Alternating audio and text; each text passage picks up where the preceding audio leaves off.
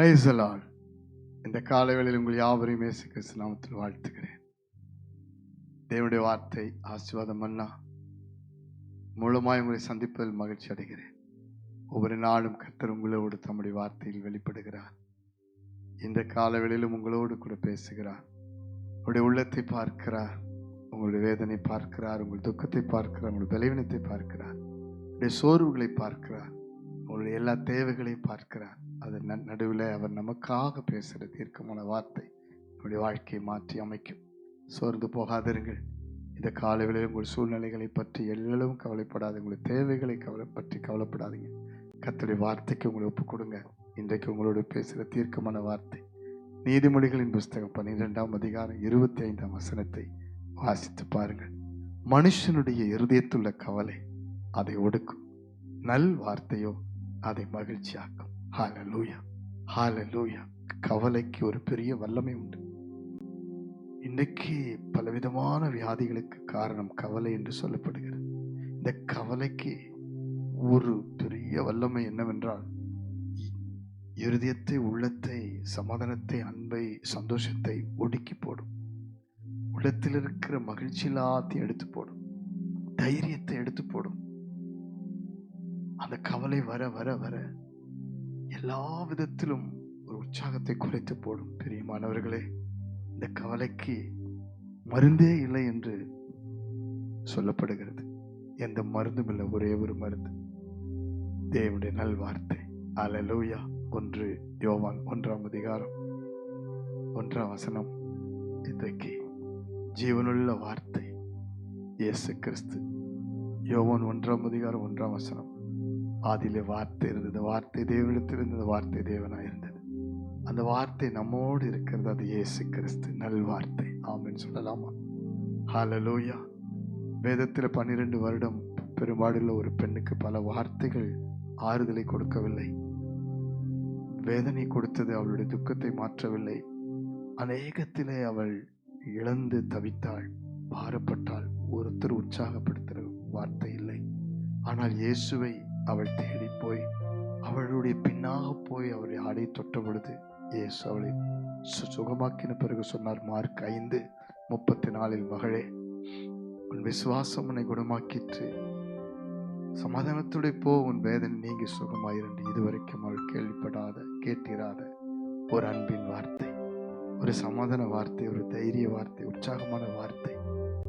ஒன்றும் அகப்படாத நேரத்தில் வெறுமையான வலையோடு, காலியான படகோடு இருந்த பேதுருவை, சீமோனை பார்த்து லூக்கா 5:4 ஆண்டவர் சொன்னார், ஆழத்தில் தள்ளி கொண்டு போய் வலையை போடு. ஒரு ஆலோசனை, ஒரு அற்புதத்துக்கு வழி.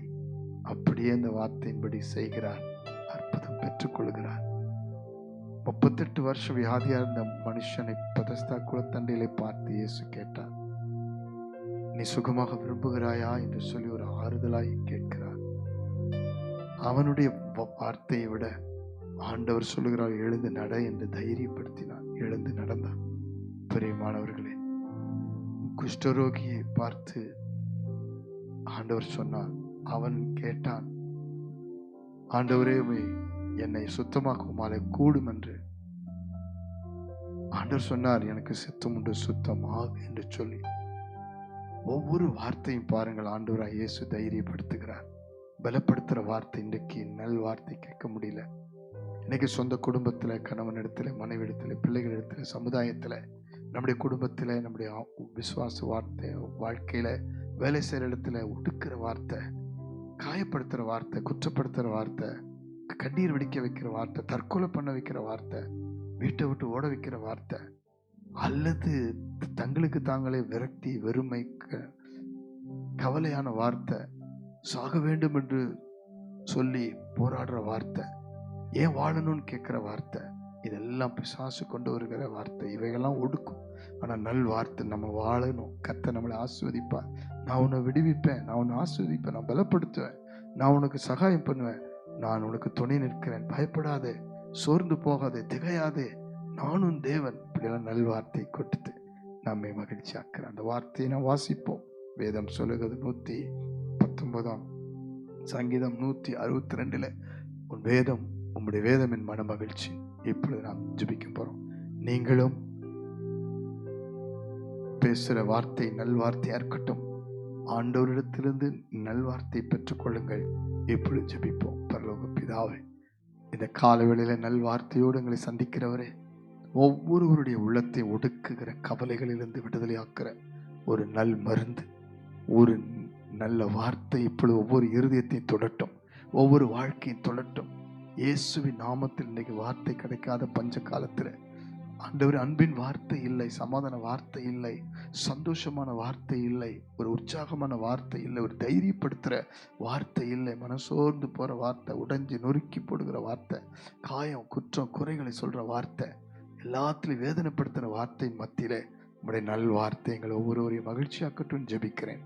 இந்த காலவெளியிலே ஜெபிக்கிற அத்தனை பேருடைய வாழ்க்கையிலும் உங்களுடைய வார்த்தை பலமாய் கிரியை செய்து உயிர்ப்பிக்கட்டும். ஒவ்வொருவரை ஆசீர்வதிக்கட்டும், பலப்படுத்தட்டும், வியாதி படுக்கையை மாற்றட்டும், கடன் பிரச்சனையிலிருந்து விடுதலை ஆக்குகிற தைரியத்தை, பலனை, புது வழியை திறக்கட்டும். எல்லாவித சோர்வுகளிலிருந்து விடுதலை ஆக்கட்டும், எல்லாவித கவலைகள் நீங்கட்டும், அற்புதம் நடக்கட்டும். இயேசுவின் நாமத்தினால ஜெபிக்கிற பாவங்களை மன்னிக்கிற வார்த்தை அனுப்பும், விடுவிக்கிற வார்த்தை அனுப்பும், ஆசீர்வதியும், பலப்படுத்தும். இயேசு கிறிஸ்துவின் நாமத்தில் ஜெபித்து அர்ப்பணிக்கிறோம் ஜீவனுள்ள நல்ல பிதாவே. ஆமேன், ஆமேன், ஆமேன். God bless you. நல் வார்த்தையை ஒவ்வொரு நாளும் நீங்க பேசுங்க, கேளுங்க. ஆமேன்.